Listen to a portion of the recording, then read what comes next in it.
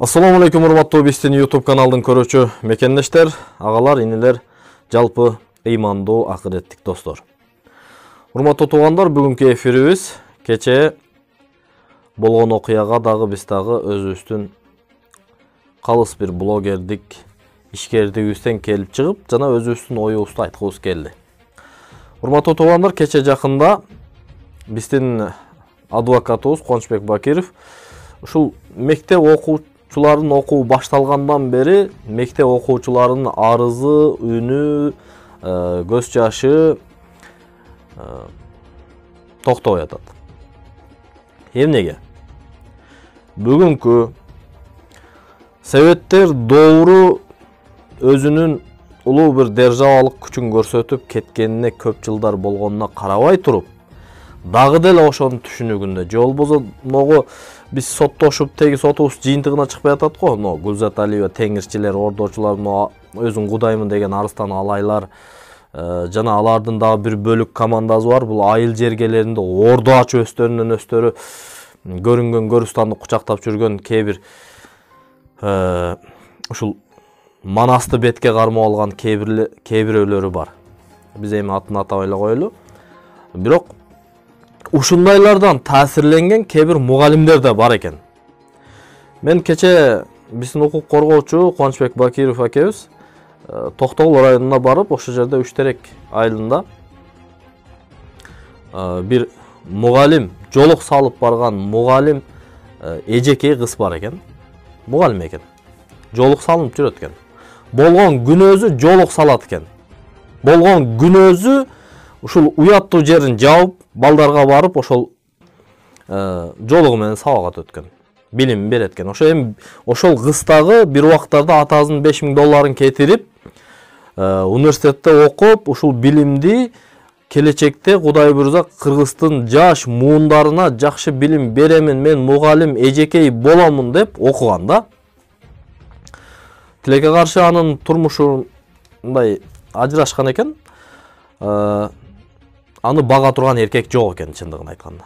Ошол карындашыбыз, мугалим болушту Жолукжан карындашыбыз Кубанычбек Бакировго кайрылган. Кубанычбек Бакиров барган, ошол блогер инилерибиз менен чогуу барып, ошол жерде жанагы мугалим, жолук салынган мугалим кызды мектепке киргизбей, аны урушуп, чүнчүтүп, иштетпей койгон. Ошол жердин бир мугалим эркек сөрөйү бар экен. Чындыгында аны мен эркек деп эсептейм. Эгер эркек болгондо аялдардын жолугуна же болбосо аялдардын ишине кийлигишпейт эле. Ал өзү эркек болсо, эркектик сыпаты болсо, ошол жерден эркек балдарды, ыймандуу жигиттерди, ыймандуу кыздарды тарбиялап, билим берип, ошол окуган университетте алган билимин могу келечек муунга берет эле деп ойлойт элем да. Бирок ал эркек эмес экен. Эркек эместигин каерден билебиз десе, ошол жерде аялдардын жолугуна асылып, ошол аял менен ажылдашып, урушуп, талашып, аны иштете койбой чүнчүтүптүр.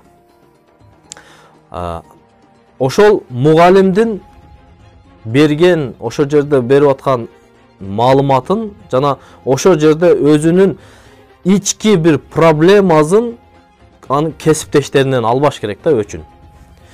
Балким бир убактарда Жолукжан кыздар аны карабай койгондур, ошондой текебер дин менен жашабаган бир надан болгондугу үчүн. Мугалим болгонуна карабай туруп, анын өчүн ичиндеги бир кара мүртөсүн сыртына чыгарып ошол жерде эмне кылды десе, ошол Кубанычбек Бакировго жана блогер инилерибизге интервью берип атып, ошол жерде ооба, мен Жолукжандарды жаман көрөм, сакалчандарды жаман көрөм деп атат. Жолукжандардын жолугу менен сакалчандардын сакалы сенин бир жериңе сайып атабы? Ушул видео блогторубузду эгер көрсө, комментарийде номерин калтырып, биз экөөбүз эркекче сүйлөшөбүз. Эркек кандай болот, аял киши кандай болот? Жолукжан аялга кандай асылбаш керек? Өзүң мугалимдик милдетиңи колуман келишинче түшүндүргөнгө аракет кылам. Мен жөнөкөй бир блогермин, Кыргыздын бир ата уулумун. Эч жака качпайм, Кыргызстандамын. Кээ бирөөлөргө ошо фейк аккаунт, фейк каналдар менен чыгып алып отурбайм. Мен ачык, айкын чыгып сүйлөгөн бир ата уулмун.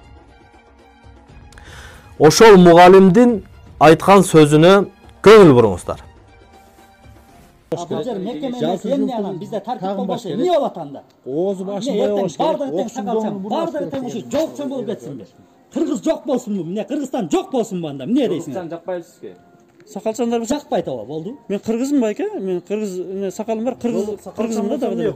Кыргыз жок Болду, болуп мен кетеби? убактым бүттү. Мен жолукчан. Mekeme için yazıp duran nerse. Abılcır mekememesi emni anam bizde tartip olmasa emni olat anda. Ne erten bardığı ten sakalçam, bardığı ten uçur jolukçam bol geçsin. Kırgız çok bolsun mu? Ne Kırgızstan çok bolsun mu andam? Ne deysin? Жолукчан жакпайбы сизге? Сакалчандар Çakpayt ova oldu. мен кыргызмын байке. Мен кыргыз сакалым бар. Жолук сакалчан болсом эмне? Кыргыз жок болуп кетеби? Агай. Мынакей туугандар, эми ушул мугалимдерден кайсы жаш муун жакшы тарбия алат, жакшы билим алат?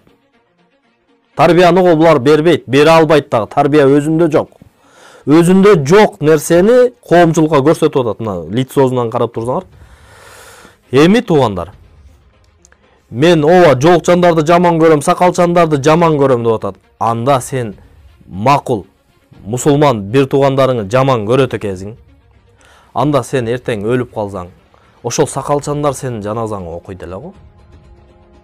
Ушул жолукчандарды жек көрүп атасың. Чоң энелериңин бирөөнү сүрүштүрүп карачы, такташтырчы. Чоң энеңин бирөө жолук салган. Ошол чоң энеңин жолугуна сен каршылык кылып атасың. Ошол сенин жаназаңы окуй турган ошол молдолордун сакалына каршылык кылып атасың.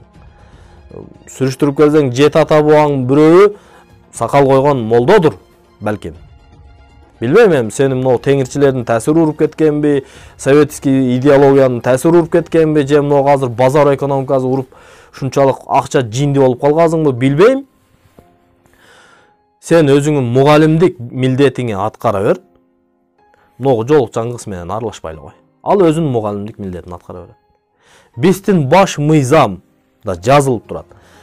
Биздин Кыргызстандын жарандары каалагандай кийинип, каалаган динин карманганга укугу бар деп атат. Эми ушундай деп турса, мен жек көрөм, мен мындайларды жаман көрөм деп атат.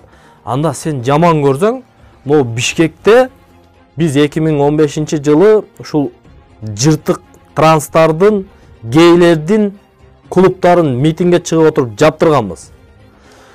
Муногу надандарды да жаман көрүп койчу. Эгер чыныгы сенде эркектик сыпат болсо, муногу өзү эркек болуп аялдардын кийимин кийип, Аллах жана анын пайгамбары каргыштаган надандарды да жаман көрүп койчу хотя бы. Жаман көрүп ушуларды да Бишкекке барып токтотуп койчу эркек болсоң.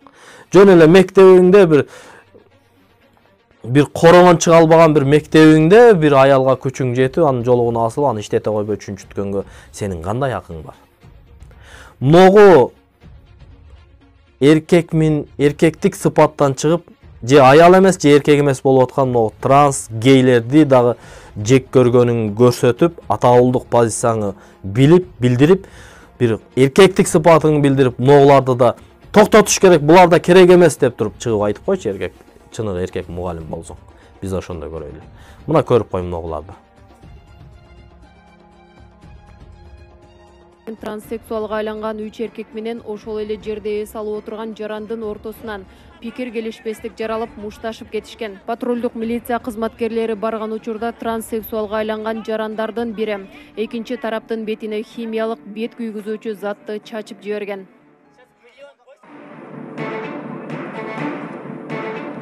Мына урматтуу туугандар, көрдүңүздөр.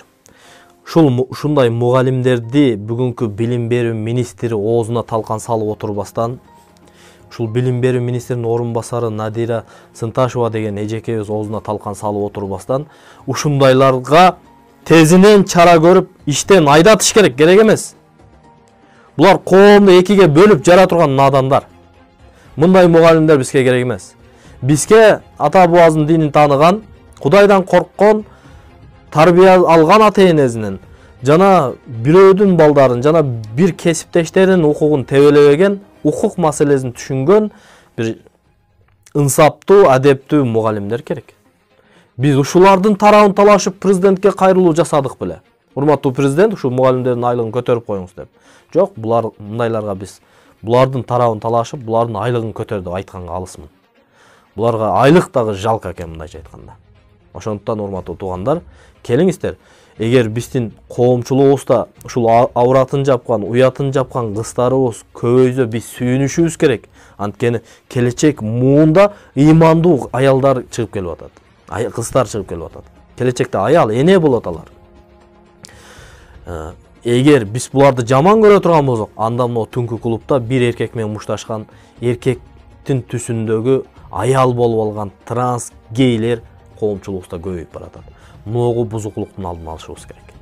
Ушул нерселердин алдын алышка ойлонбогон, ушул жөнүндө ойлонбогон, пикирленбеген, түн ортосунда туруп ушуларды кантип тыябыз деп ойлонбогон эркектердин эркектик намысында бир биздин күмөнүбүз бар. Эгер чыныгы эркек болсо, мына бузукулуктан токтотконго бардыгыбыз аракет кылабыз.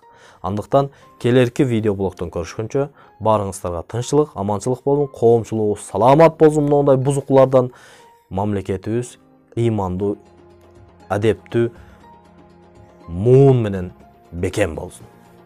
Ассаламу алейкум.